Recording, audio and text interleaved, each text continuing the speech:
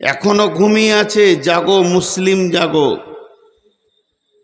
ঘুমানোর দিন নাই। যেগুলোকে বিচারাধীন স্ট্যাম্প মেরেছে, আর মাত্র কটা দিন টাইম আছে, একটাও ভোটার লিস্ট আসবে না। বিজেপি যদি এসে যায়, বিজেপি বডিটার নাম আর ওর ইঞ্জিনের নাম হচ্ছে আরএসএস।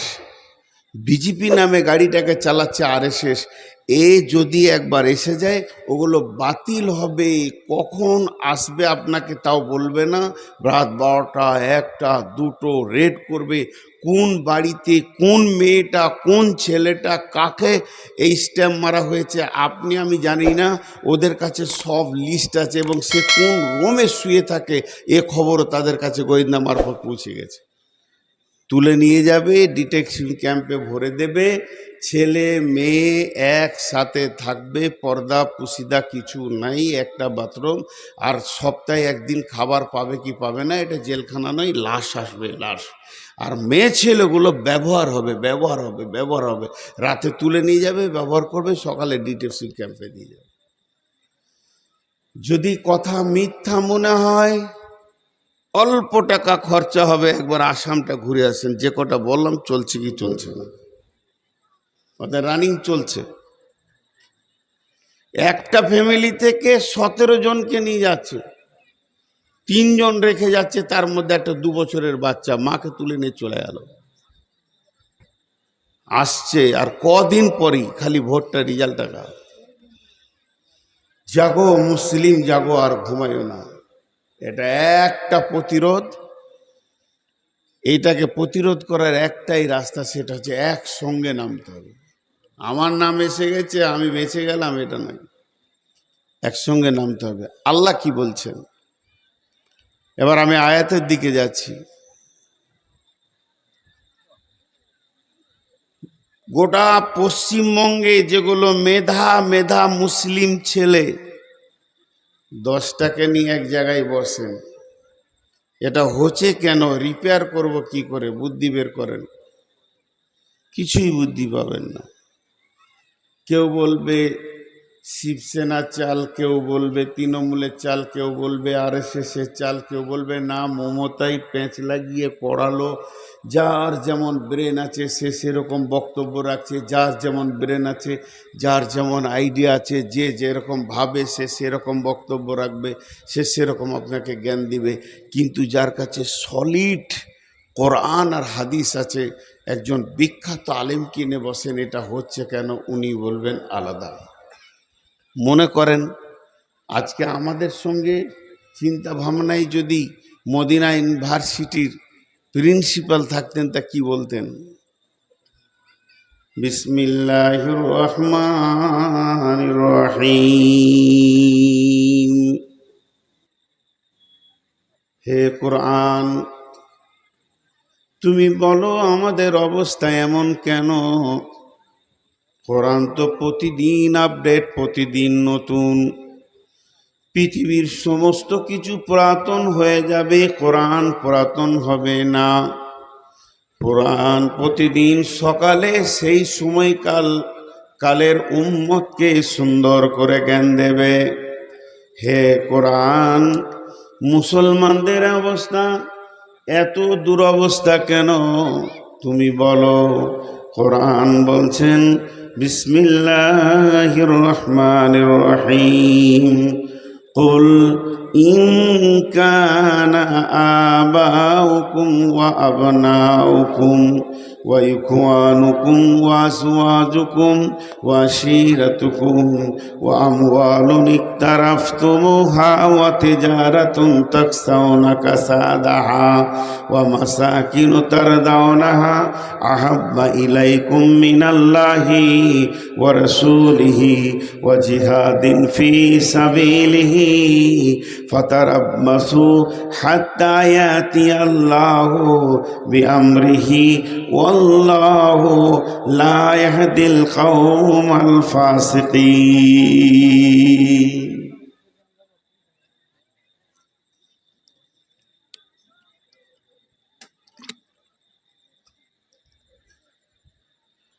আল্লাহ তাবারক ওয়া তাআলা বলছেন, তোমাদের অবস্থা কখন এরকম হবে? নবীজি বলছেন ওয়াইয়াকা ওয়াল মাসিয়া ফাইন্না বিল মাসিয়াতি হাল্লুন সাকাতুল্লাহি। হে হজবিডাঙ্গার লোক, আমাদের রোগের শেষ নাই। বিশ্বনবী বলছেন উম্মত রে, মাআজ বিন জাবালকে সামনে রেখে নবীজি 10টা ওসিয়ত করেছেন। তার মধ্যে 6 নম্বরে নবীজি বলছেন ওয়াইয়াকা ওয়াল মাসিয়া ফাইন্না বিল মাসিয়াতি হাল্লুন সাকাতুল্লাহি। পূর্ব দিকে কালো মেঘ উঠেছে, ঘন কালো মেঘ গর্জন দিছে, আর আমি মাইকে ডেকে বলছি হজবিডাঙ্গার লোক, তোমাদের যত শুকাবার জিনিস বাইরে রেখেছো তুলে ঘরে ভরে নাও, নহলে বৃষ্টিতে সব ভিজে যাবে। যদি এটা বিশ্বাস না হয়, যখন মুষলধারা বৃষ্টি হবে সব ভিজে যাবে। নবীজি বলছেন যখন তুমি কালো মেঘ দেখবে তখন তুমি তোমার মালকে গোটাবে, এটা হচ্ছে তোমার কাজ।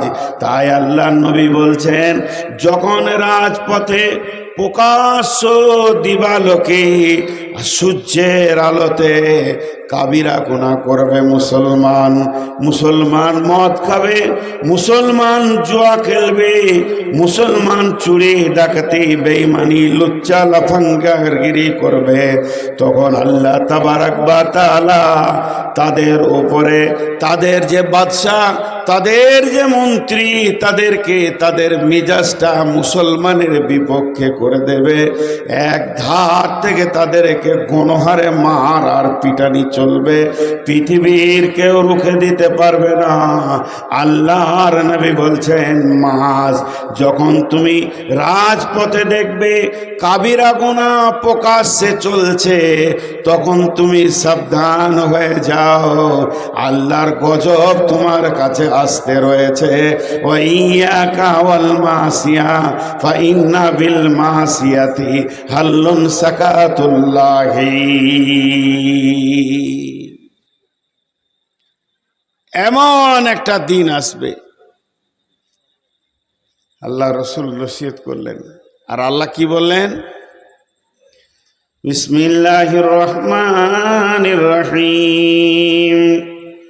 কুল ইন কানা আবাউকুম ওয়া আবনাউকুম ওয়া ইখওয়ানুকুম ওয়া আজওয়াজুকুম ওয়া আশীরাতুকুম ওয়া আমওয়ালুন ইকতারাফতুমুহা ওয়া তিজারাতুন তাখশাউনা কাসাদাহা ওয়া মাসাকিনু তারদাউনাহা আহাব্বা ইলাইকুম মিনাল্লাহি ওয়া রাসূলিহি ওয়া জিহাদিন ফি সাবিলিহি ফাতারাব্বাসু হাত্তা ইয়াতিয়াল্লাহু বিআমরিহি ওয়াল্লাহু লা ইয়াহদিল কওমাল ফাসিকিন।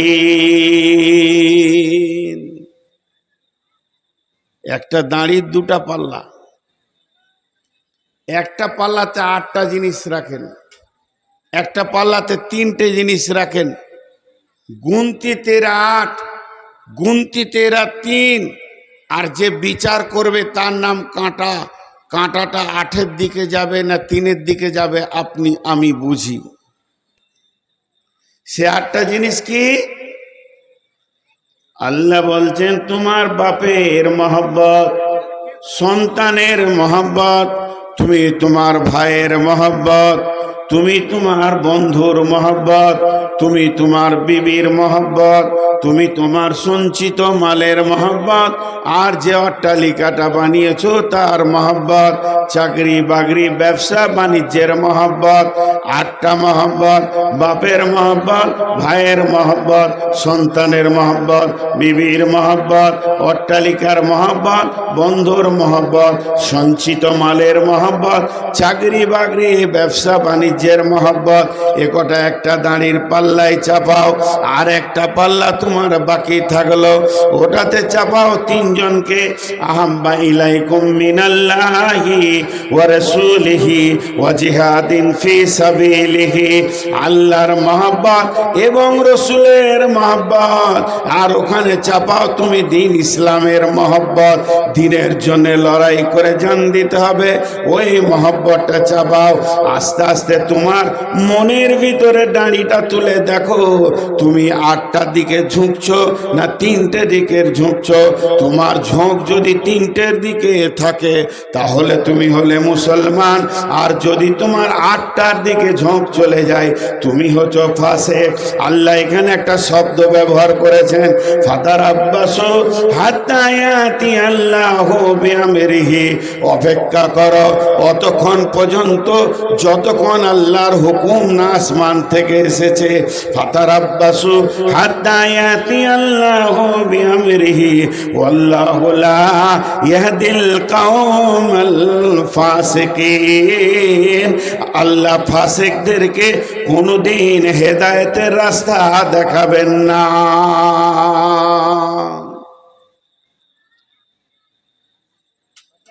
যতগুলি মানুষ বসে আছেন, এখন যদি আমি জিজ্ঞেস করি আপনাদের 3টের ওপরে মহব্বত বেশি না 8টার, সবাই বলবে 3টের। আল্লাহর ওপরে মহব্বত বেশি, রসুলের ওপরে মহব্বত বেশি, দিন ইসলামের ওপরে মহব্বত বেশি। এইটা খালি মুখে বলবে, আর ভিতরে ওই 8টার ওপরে মহব্বত বেশি। আল্লাহ বলছেন, যখন আমার প্ল্যাটফর্ম ছেড়ে তোরা ওই 8টার পেছনে ঘুরবি, তখন তোদেরকে শাসন করার জন্য আমি তোদের পিঠের চামড়া তোলার লোক পাঠাবো। সূরা তওবার ভিতর থেকে আয়াত পড়ে শোনালাম। আমি ছাড়ব না। দিয়েছিলাম তোদেরকে বাদশাহী, দিয়েছিলাম তোদেরকে সুন্দর নরানি তরিকা, সে তরিকা তোরা ছেড়ে দিয়ে চলে এসেছিস পথভ্রষ্ট রাস্তায়। আমি প্রথম যে আয়াতটা পড়েছি আপনাদের সামনে, সে আয়াতটা আসতে চলেছে। আজ এত অবস্থা খারাপ কেন? ছোট্ট মধ্যে একটা উদাহরণ দিচ্ছি, খালি উদাহরণটা শুনেন। বেশি কিছু মুসলমানদের দেখতে হবে না, শুধু একটা বিয়ে বাড়িতে যান। একটা বিয়ে বাড়িতে লোক কিভাবে জমা হয়? আমার ছেলের বিয়ে, তাহলে আমার বিবির তরফে আমার শালারা এলো, ছেলের মামারা এলো, আমার তরফে আমার ভাই গোষ্ঠী বোন এসে হাজির হলো, ছেলের ফুপু এলো, চাচারা এলো। এই করে আস্তে আস্তে এক মেয়ের বিয়ে দিয়েছি, ব্যয় এলো, এক ছেলের বিয়ে দিয়েছি, ব্যয় এলো। ঘরটাতে 300-400 লোক জড়ো হয়ে যায়। একটা টাইমে 400 লোকের রান্না খাওয়া আনন্দ শুরু হয়ে যায়। ধ্যান দিবেন আমার উদাহরণটার ভিতরে, গোটা আয়াতটা ঢুকে যাবে এই উদাহরণটার ভিতরে। আমার জামাই এলো, 2টা বেটির বিয়ে দিয়েছি, আমার ছেলের বিটি এক দিচ্ছি, এই ভোজে সব হাজির হলো। বিয়ে বাড়িটা সাজানো হয়েছে, বিয়ে বাড়িতে খাওয়া দাওয়া হচ্ছে, রান্না বান্না হচ্ছে। আর 2টি মেহমান এসছে 2 জায়গা থেকে। হজবিডাঙ্গার মাদ্রাসার শিক্ষকদেরকে দাওয়াত করেছি, এগুলো আমার রসুলের তরফের মেহমান। সালাম বিবির তরফের মেহমান, বেটির তরফের মেহমান, ভাইয়ের তরফের মেহমান, আমার তরফের মেহমান। ঘরে 300 লোক হলো, মাত্র 5টা লোক এসেছে রসুলের তরফের মেহমান মাদ্রাসা থেকে। আর মসজিদের ইমামকে ডেকেছি, ও আমার আল্লাহর তরফের মেহমান। বিয়ে ঘর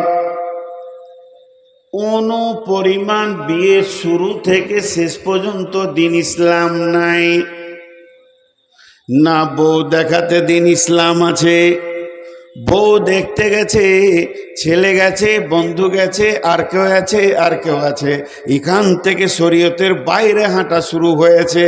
হতে হতে মেহমানরা রাত্রিতে জমা হয়েছে, ওদের দোনে সিঁড়ি চলছে, লালো ঝলমল হয়ে গেছে।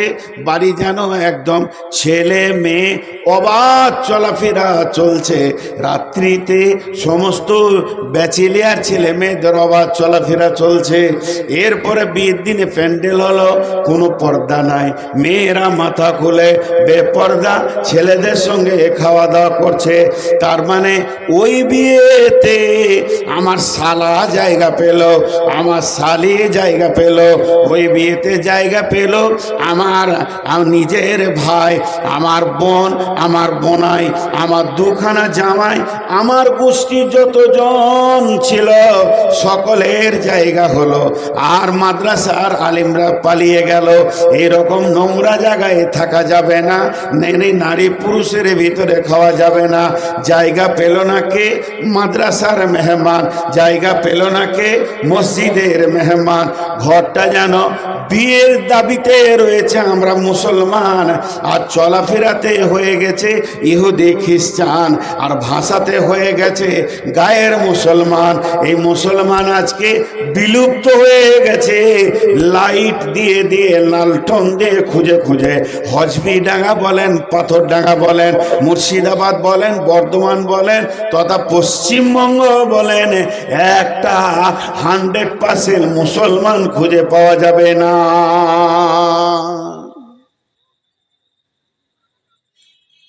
ভোটার লিস্টে এতদিন আমাদের নাম ছিল মুসলমান, দিয়ে এখন সংশোধনীতে লেগেছে, আরএসএস নেমেছে বিজেপিকে দিয়ে দিয়ে আমাদেরকে করে দিয়েছে বিচারাধীনে, স্ট্যাম্প মেরে দিয়েছে। কিন্তু এর থেকে আরো 20 বছর আগে আল্লাহ আমাদেরকে বেমুসলিম স্ট্যাম্প মেরে রেখে দিয়েছে। আল্লাহর খাতাতে আমরা মুসলমান নাই। আমরা যে গায়ের মুসলমান হয়ে গেছি। আমি যখন বাচ্চা মাদ্রাসায় 1-2 বছর পড়ি, তো আমার গ্রামে একটা কাগজ এসেছিল সৌদি থেকে, অত্র এলাকায় একটা ফতোয়া এসেছিল। ফতোয়াটা মসজিদের জুমার দিন দাঁড়িয়ে বলা হয়েছিল। তা আমি শুনেছি, আজও সেটা মনে আছে নকল। বলছে যদি কোনো একটা মুসলমান ইসলামের বাইরে অন্য জাতির কোনো চাল চলনকে দেখে যদি বলে ওইটা ভালো, তোকে আবার নতুন করে কালেমা পড়তে হবে। আজকে বলেন আমরা কতটা আছি? বিশ্বনবী বলছেন, উম্মত, তোদেরকে আমি একটা জিনিস দিয়ে দিয়েছি রে উম্মত, আমি চলে গেছি, আমার কথাটা শোনো। এই হজবিডাঙ্গার মাটি থেকে জান্নাতুল ফেরদাউসের গেট পর্যন্ত আমি একটা তোদের রাস্তা করে দিছি। ওই রাস্তায় চলবি, চলতে চলতে তুই একদিন গিয়ে জান্নাতে পৌঁছাবি। তোকে পৃথিবীতে কেউ রুখতে পারবে না, আখেরাতেও রুখতে পারবে না, কবরেও তোকে রুখতে পারবে না। সেই রাস্তাটা কি? তারাকতু ফীকুম আমরাইন লান তাজিল্লুহু মা তামাসসাকতাম বিহিমা। আমি তোদেরকে 2টি রাস্তা বলে গেছি। যেমন রেল লাইনে 2টি পাতি দেওয়া থাকে, ওর উপরে ট্রেনটা ধরে, তোদেরকে আমি 2টি পাতির ওপরে দাঁড় করিয়ে দিছি, এর ওপরে তুই থাকবি, এই রাস্তা থেকে বের হয়ে যাবি না। লান তাজিল্লু মা তামাসসাকতাম বিহিমা, অতদিন তোমরা পথভ্রষ্ট হবে না, যতদিন এই দুটোকে আঁকড়ে ধরে থাকবে, এই লাইনে চলতে থাকবে, ততদিন পর্যন্ত তোমরা পথভ্রষ্ট হবে না। সেই দুটা কি?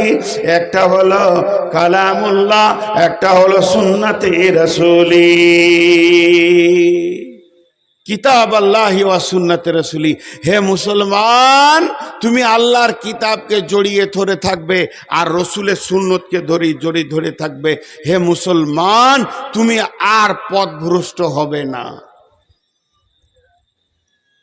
এসআইআর নিয়ে আমরা ভুগছি,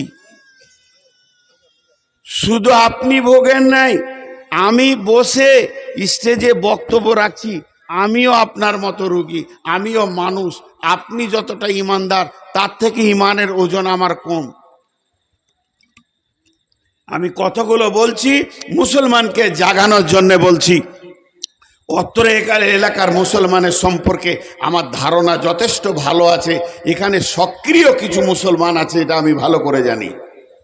তো জাগানোর জন্য বলছি যে মুসলমান, তুমি যতক্ষণ এই দুটি রাস্তাকে জড়িয়ে থাকবে ততদিন পথভ্রষ্ট হবে না। একটা প্রশ্ন করব, ছোট্ট করে উত্তর দেবেন, চিল্লাতে হবে না। মা বোনেরা তো গল্প করেই যাচ্ছে, ওদের কোনো খবর নেই। আমি হাসার জন্য বলছি না। আজকে এসআইআরে আমার নামটা আন্ডার বিচারাধীন করে দিয়েছে। আমি টেনশনে পড়ে গেছি। আমাকে একটা সরকার খুব বেশি যদি করে তো গুলি করে মেরে দেবে, ডিটেনশন ক্যাম্পে রেখে মেরে দেবে। কিন্তু আল্লাহ যদি একবার নামটা বেলাইনে করে দেয়, আল্লাহ যদি বলে তো আমার গোলাম নস, চিরদিন জাহান্নামে থাকতে হবে, এখান থেকে একটা জ্ঞান করেলেন। তা আমি একটা ছোট্ট প্রশ্ন করছি, আপনাদেরকে জোরে চিল্লাতে হবে না, হালকা করে উত্তর দেন। আমাদের জীবনে যা দরকার শুরু থেকে শেষ, বাচ্চা হওয়া থেকে কবরে শোয়ানো পর্যন্ত যা কিছু দরকার সব আল্লাহ দিয়েছে না দেয়নি? 100-তে 100 দিয়েছে না বাকি আছে খানিকটা? 100-তে 100 দিয়েছে। এই মোবাইল বন্ধ কর, মোবাইল বন্ধ কর, তো আর রেকর্ড করবি না। 100-তে 100 দিয়েছে। সকল মুসলমান একবার মুখ খুলেন। আজকে মুসলমানদের অবস্থা কি জানেন? ফরদান ফরদান ফরদান, নিজে নিজে নিজে তু বুঝগা। এর জন্য আজকে আমাদের শক্তি হারিয়ে গেছে। বিশ্বনবী আমাদের শক্তি হারানোর কথা বলেছে যে আমার উম্মত যখন অহান রোগে ভুগবে তখন অন্য জাতি এদেরকে শাসন করবে। এলোরে কাল ভাদ্রকাল, বকরিতে চাটে বাঘের গাল। তাহলে সে বাঘটা কেমন? বকরিতে এসে বাঘের গালটা চটাক চটাক করে চেটে দিয়ে ঘর চলে গেল, সে বাঘটা কেমন? জি, আপনাদেরকে দুটি কথা বলছি, তার আগে অঙ্কটা বলি। তাহলে আল্লাহ দিয়েছেন কত? 100-তে 100। 3 জন বললে, বাকি কটা বলেনি। এরা জেগে আছে। আমি যেটা প্র্যাকটিক্যাল দেখাতে চাইছি, আজ মুসলমানের শক্তি দেখেন, মুখ খোলার শক্তি নয়। এরা জিহাদ করবে, এরা জিহাদ করবে। সামান্য একটা ভালো কথাই মুখ খুলতে পারছে না, কত দুর্বল। এ খবর পৌঁছে গেছে আরএসএসের কাছে, যারা সব দুর্বল হয়ে গেছে। প্রত্যেকটা উদাহরণ দিয়ে বলবো। তা আল্লাহ দিয়েছেন 100-তে 100। এখন বলেন, কোরআন আর মুসলমান পেছিয়ে চলে যান 1400 বছর, সাহাবীদের জামানায় চলে যান। প্রশ্নগুলো বোঝার চেষ্টা করবেন, উত্তর দিতে সুবিধা হবে।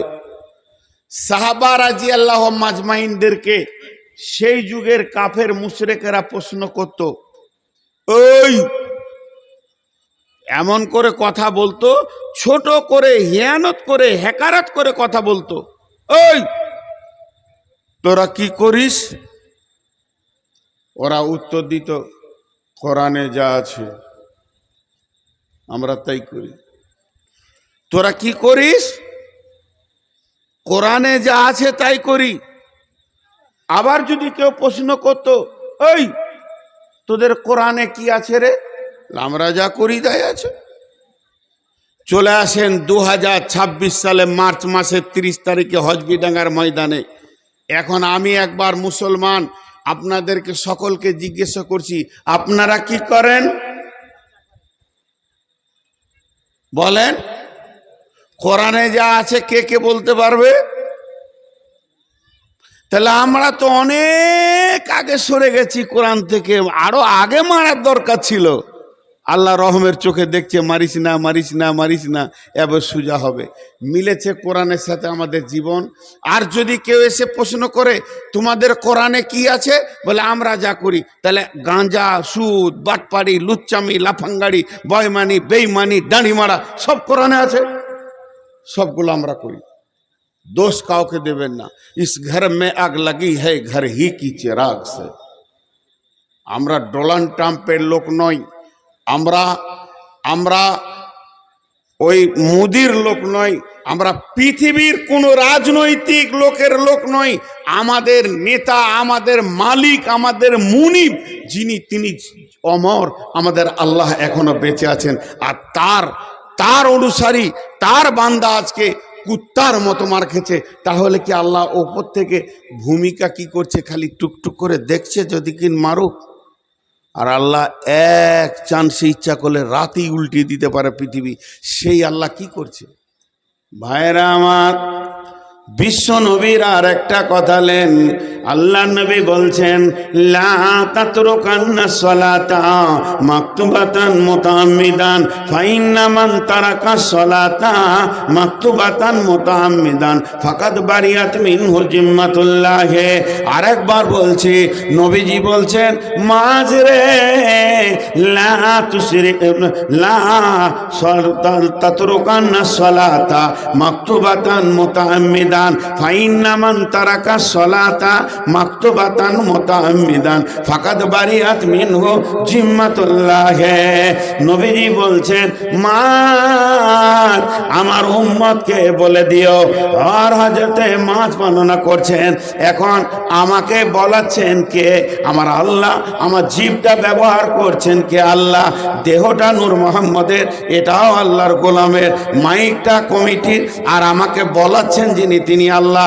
হজবি ডাঙ্গার লোককে আমাকে বলাচ্ছেন, এ নূর মোহাম্মদ, তুই আজকে ওখানে নারী পুরুষকে একটা কথা বলে দে। আল্লাহ নবী বলেছেন, লা তাতরুকান্না সলাতা মাকতুবাতান মুতাআম্মিদান। হে খবরদার, ইচ্ছা করে স্বইচ্ছায় সজ্ঞানে এক ওয়াক্ত ফরজ নামাজ ছেড়ে দিও না। মান তারাকা সলাতা মাকতুবাতান মুতাআম্মিদান ফাকাদ বারিয়াত মিনহু জিম্মাতুল্লাহ।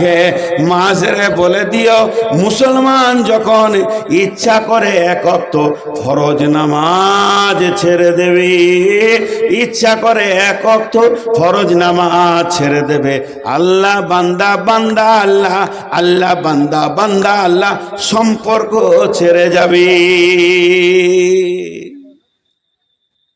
সহজ করে বুঝেন।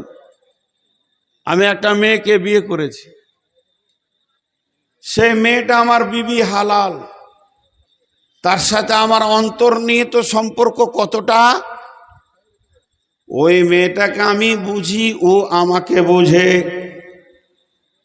ওই মেয়েটার মাথায় ব্যথা হলে আমার বুকে ব্যথা হয়, মেয়েটার চোখের পানি এলে আমার চোখে ব্যথা হয়।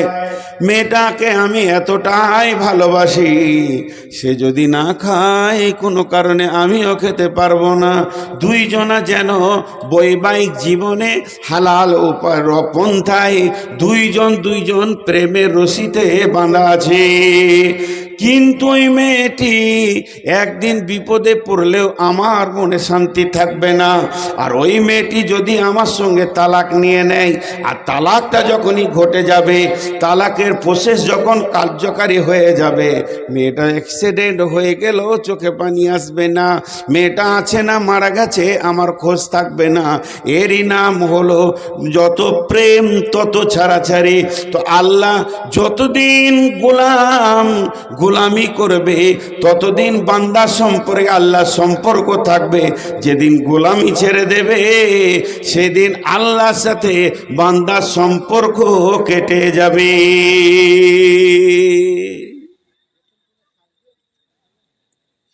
মুসলমানের এত মুখের জোর, খুতবা দিয়ে মসজিদ থেকে নামলে চারখানা প্রশ্ন মাথায় করবি, মাথাতে যেন শয়তান বসে আছে। এখন আপনাদের প্রশ্ন আসবে একটা, তাহলে যেগুলো নামাজি আছে ওরা কেন মার খেছে? খাবে তো, রসুলের হাদিস আছে, রসুলের হাদিস আছে। আল্লাহ তাবারাক ওয়া তাআলা কালাম পাকে কি বলছেন? বিসমিল্লাহির রহমানির রহিম। আল্লাহু ওয়ালিয়ুল্লাযীনা আমানু ইখরিজুহুম মিনাজ-যুলুমাতি ইলান-নূর ওয়াল্লাযীনা কাফারু আউলিয়াউহুমুত-তাগুতু ইখরিজুনাহুম মিনান-নূরি ইলাজ-যুলুমাত উলাইকা আসহাবুন নারি হুম ফিহা খালিদুন। এই জুলুম অত্যাচারটা নতুন লয়, এই জুলুম অত্যাচারটা নতুন নয়। আর একবার বলছি, এই জুলুম অত্যাচারটা নতুন নয়, বহুত পুরাতন। কত পুরাতন? যেদিন আদমের জন্ম হয় ওই দিন থেকেই জুলুম অত্যাচার চলছে। মা বোনেরা, জালসা শেষ, বাড়ি চলে যান।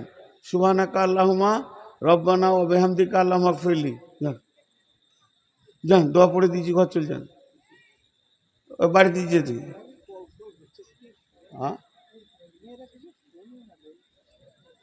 আজকে প্রথম নেই, এর আগেও তো আবার আনলেন কেন? শুনে না তো, মেয়েদের প্যান্ডেল করবেন না, ওরা আসবে না, আবার কাছেই দিয়েছে, মুখ বন্ধ আছে। দেশে কি চলছে কোনো খবর আছে? আর যত দামি বেগুন নিয়ে আসেন 4টা ফুটে দেখাবে। কুবুদ্ধি শেষ নেই, স্বামী জ্বলাইতে হয় খালি ওইটাই জানে, আর বাকি দেশের খবর জানে না।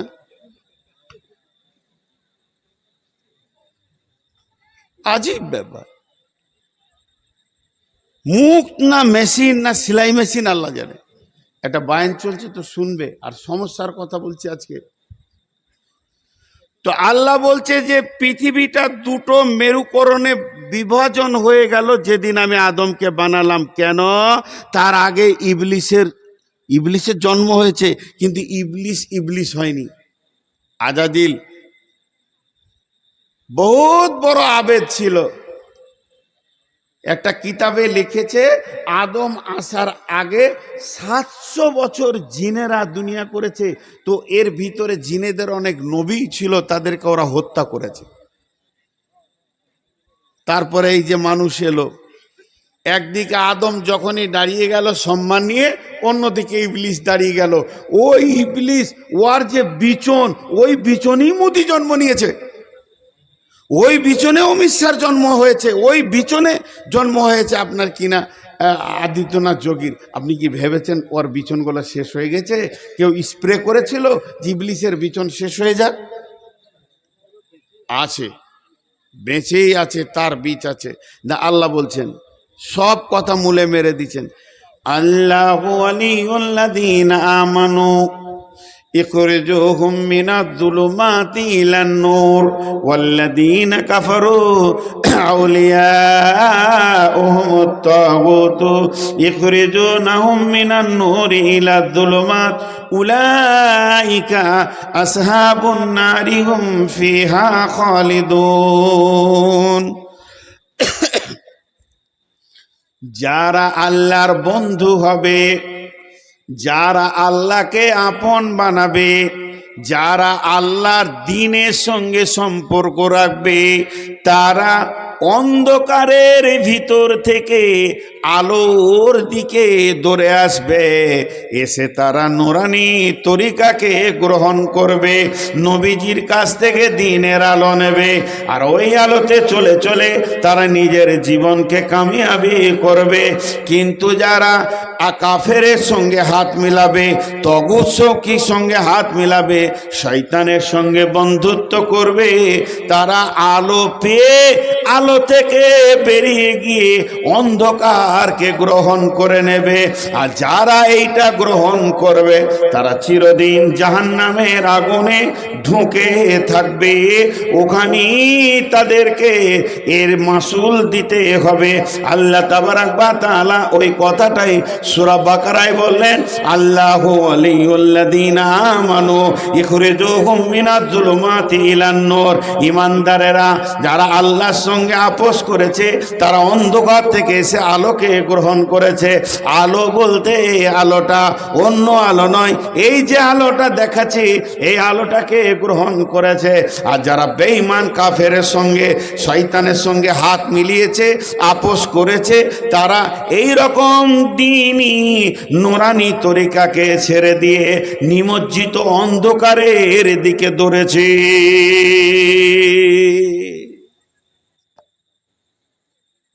আমি যদি নামাজ পড়াই, একদিকে সালাম ফিরে উঠে যাই, আপনি আমাকে বলবেন দলিল কি? আমাকে হাদিস দিতে হবে না কোরআন দিতে হবে? আমি যদি উজু করি, দুবার করে করি, তিনবার করে না করি, আপনি আমাকে প্রশ্ন করবেন দলিল কি? আমাকে হাদিস দিয়ে প্রমাণ দিয়ে উঠে যেতে হবে। মানে ইসলামের প্রতিটা অঙ্গে দলিল আছে, প্রতিটা কাজে দলিল আছে।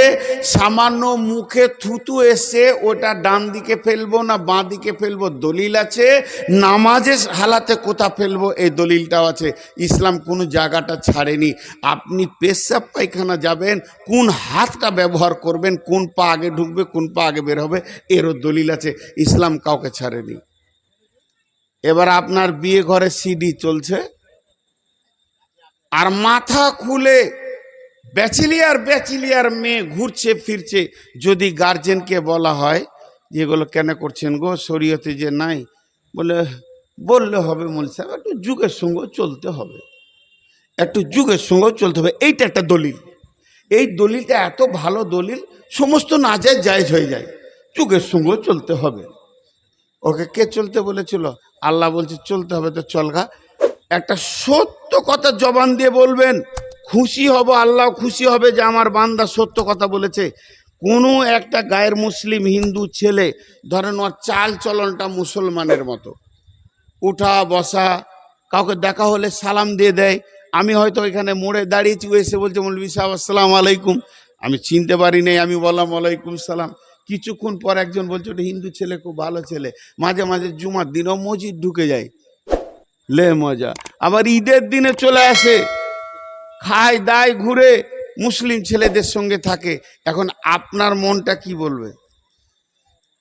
ঠিক করে বলেন, ওই ছেলেটার প্রতি আপনার মনটা কি বলবে?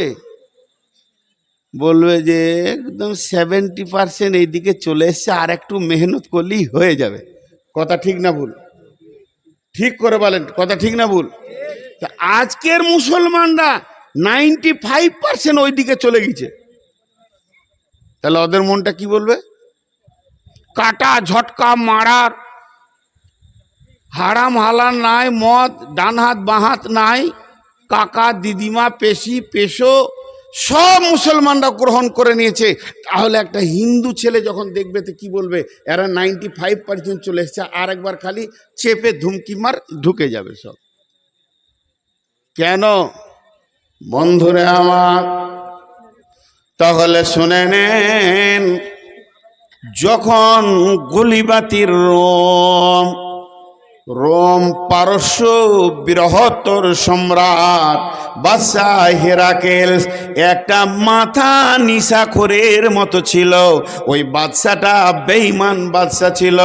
ওই বাদশার কাজ ছিল কি, কেউ যদি ওকে ফিস করে বলে দিত আপনার থেকে এই এলাকায় একটা বড় মাস্তান আছে, তোকে মেরে পিটে হত্যা করে শেষ করে দিয়ে ওই এলাকাটা দখল করত।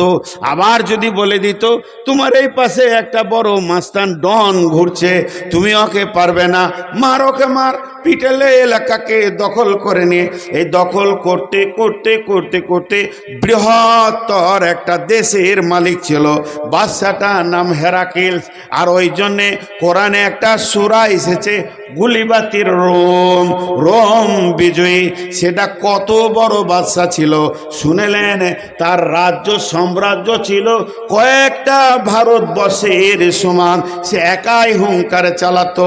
এরপরে গোয়েন্দা মারফতে ওই বেঈমানের কাছে খবর চলে গেল, ও বাদশা হেরাক্লিস, তুমি কি খবর শুনেছ? বলে কি? বলে তোমার পাশে দেশে সৌদি আরব, সৌদি আরবের ভিতরে মক্কায় ছিল, বর্তমানে মদিনায় চলে গেছে। একটা নেতা এসেছে, নেতাটার নাম মোহাম্মদ। ওকে কেউ লড়াইয়ে পারছে না, তাহলে কি করা যাবে? বাদশা হেরাক্লিস বলছে চলো ওকেও পিটা।